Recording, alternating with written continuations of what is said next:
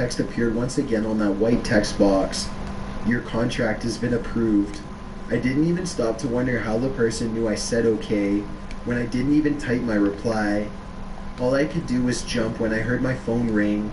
I recognized the number immediately. It was the hospital Axel was staying in. I will never forget the receptionist's voice over the phone as she explained to me how Axel woke up. What you gotta do, you gotta be in an invite-only session, so I'm gonna leave online By the time I arrived at the hospital, and start an invite-only session up. I didn't see Axel anymore. How he never stopped screaming, even when the doctors gagged him to prevent him from biting his tongue off. How every time I saw him from then on, I saw a completely different person looking at me through his eyes. I thought that Axel's had been a typo. Only when I saw that text on my phone did I really realize how wrong I had been. See, I brought all of them, just like I promised. To this day, I'm still not sure what I did. I screamed at my phone for a reply. Hell, I even drove all the way back to my dorm and screamed at my laptop. I never got a reply, and Axel never recovered. He was awake, but it wasn't him. Eventually, they had to move him to an insane asylum because they couldn't get him to stop screaming. From what I hear, they had to cuff his hands and feet with some sort of padding to prevent himself from scratching his throat out. I only visited him once, and that was 1.5 years ago. I still can't get rid of his screams from my nightmares. And now, here I am, 2 years later in a completely different dorm with a less shitty computer and a somewhat better mental state typing to you guys because I'm scared. I just got a call from the asylum. Axel wants to talk to me, but I'm not sure if it's even him anymore. Number 4. I want to start this story off by saying I am a 22-year-old guy living in a small town in upstate New York. My name is Kevin. I won't use my last name for obvious reasons. My father, Steve, was a doctor and a brilliant man. He also died to save my life. Just a little over 1 year ago, I was desperately broke, not a penny to my name. You see, although my father had money, he really had more of the just because I'm rich doesn't mean my kids are rich kind of attitude. Sure, he'd buy me food and give me a place to live, but he never bought me a car or paid for anything that wasn't necessary, like going to a concert with friends or something. But he did do one thing, and that was find me a job. I was 100% against it when he first told me about it. Being one of the biggest doctors in our area, he had tons of connections to the community, especially in his field. So his grand idea was to have me work at a psych ward. Father of the year. Well, anyway, like I said, I was 100% against it. What are you, crazy? I think were my first words of my response. $25 an hour was his response. That was enough for me to break, especially when my bank account balance was looking like a string of Cheerios. Before I said yes to him, however, I needed to know what I had to do. He told me I would basically be a janitor, to which I scrunched my face at. But that $25 an hour was too tempting. How the hell did you get me that wage? Do you know the guy or something? Sure do, he said. Bob Conti. I already talked to him on the phone yesterday. You walk down there tomorrow and tell him that Guinea, your pops, says, lay off the gold chains. I was never going to say that to him. The next day I rode my bike the 6-mile journey to Williams Asylum. The bleak, white-painted building had no life to it. It gave a crawling feeling to my skin.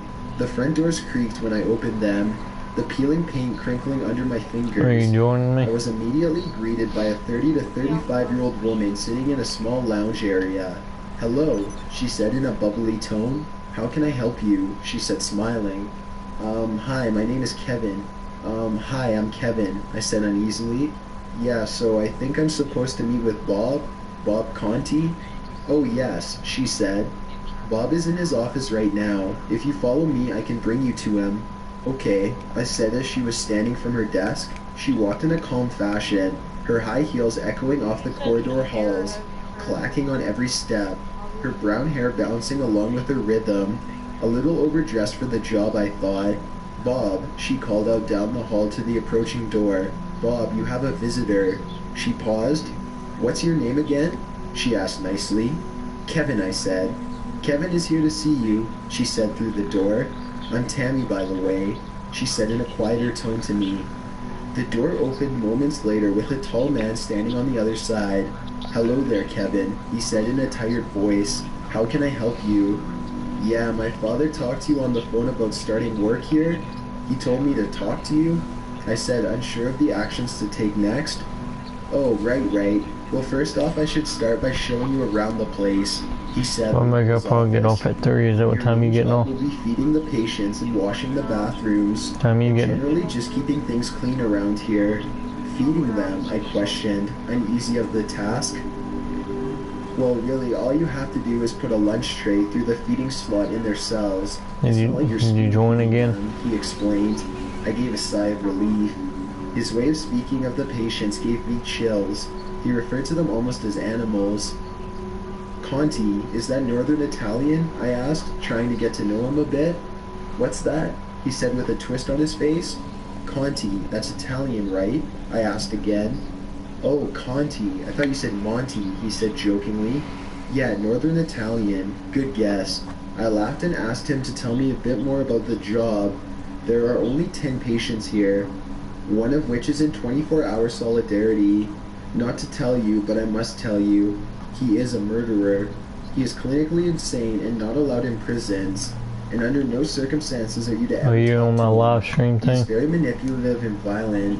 Please, for your own safety. I'm talking about, are you on my live thing? About him, come to myself or Tammy.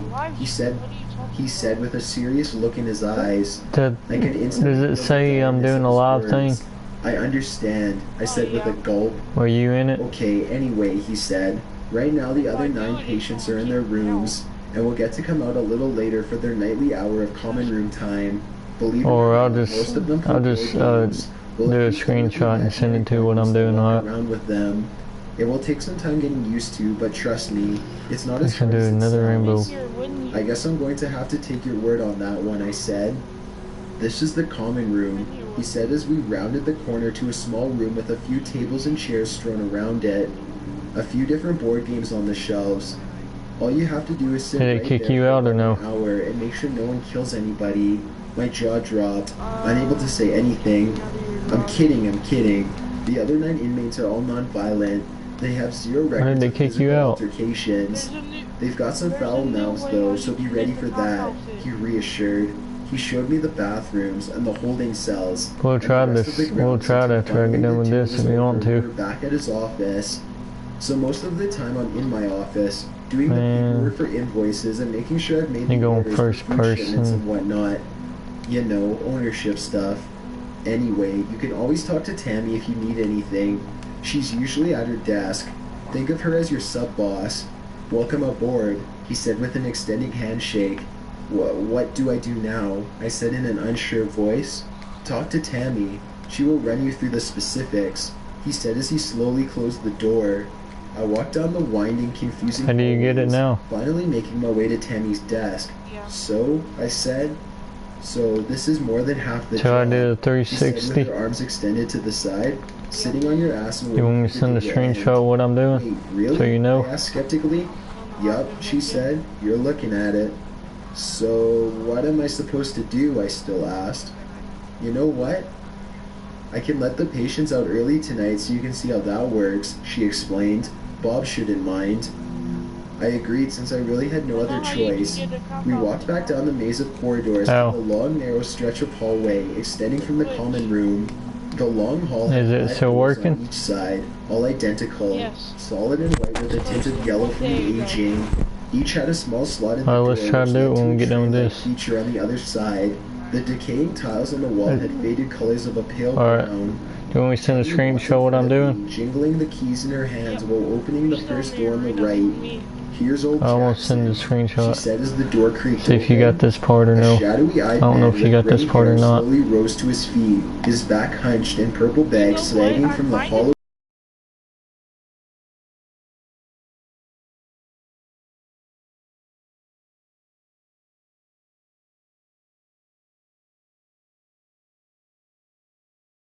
Shells of human beings walking down the narrow hallway, dead-eyed and distant. Zombies. On the 6th door, finally, there was a change. An older black man with I'm a gonna scar click running confirm. down the side of his head.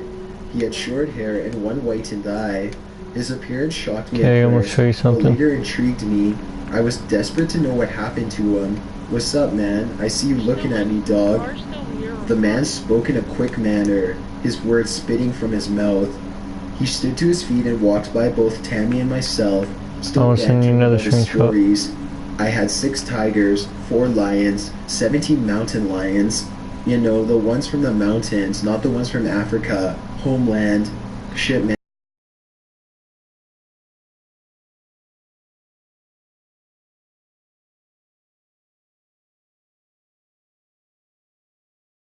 Damn straight I won't answer to that. Scar's the name, he said with a twisting face. Tammy rolled her eyes. Moving on, she said. Cell 7 and Cell 8 had 2 older women who seemed to be very twitchy, flinching and ducking at things that weren't there, and eventually sprinting